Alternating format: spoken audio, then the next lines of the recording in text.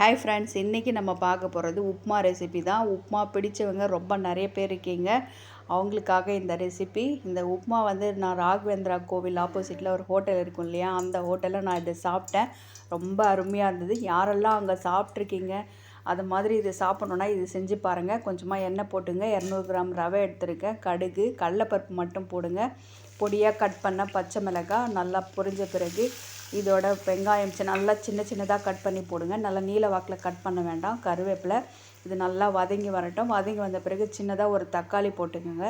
தக்காளியும் நல்லா வதங்கின பிறகு 1 டம்ளர் ரவைக்கு நீங்கள் வந்து 3 டம்ளர் தண்ணி சேர்த்துக்குங்க.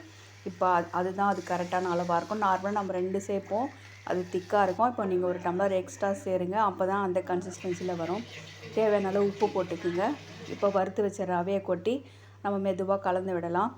நல்லா ஸ்லோ ஃப்ளேமில் வச்சுருங்க. ரவை கட்டி தட்டாமல் மெதுவாக கொட்டி கலந்து விடுங்க. வறுத்த ரவை, அதனால் இது பண்ணி நல்லா கலந்துடுங்க. நாகா ரவை தான் நான் போட்டிருக்கேன், ரொம்ப நல்லாயிருக்கும், டேஸ்ட்டு கூடாது. மெதுவாக கலந்து விட்டுட்டே வாங்க. நல்லா கட்டி தட்டாமல் கலந்த பிறகு நம்மளுக்கு இந்த கன்சிஸ்டன்சியில் வரும். இப்போ கொஞ்சம் மேலே தெறிக்கும், அப்போ நீங்கள் பார்த்து நல்லா மெதுவாக கலந்து விடுங்க.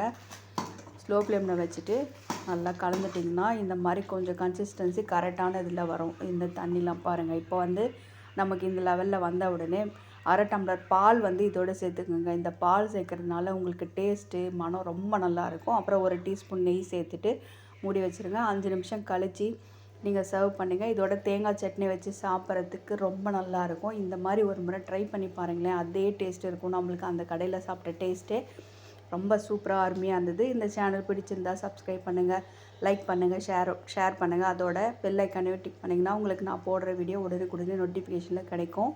தேங்க்ஸ் ஃபார் வாட்சிங்.